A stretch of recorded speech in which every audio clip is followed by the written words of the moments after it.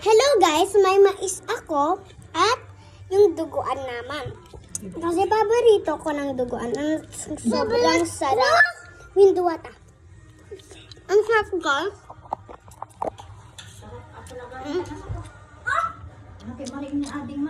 Ating mais, kakainin ko mamaya. Mamaya ano?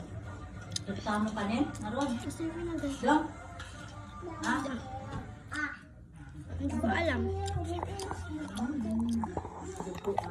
So guys, kakapunta ko lang sa school at natapos na ako. Pero pupunta naman kami sa school.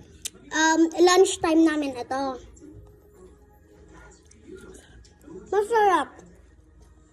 At paborito ko ng duguan. At paborito kong cherry is. At mag-adobo chicken sana ko, pero paborito ko din yun. Pero, mas paborito ko yung duguan. Apa?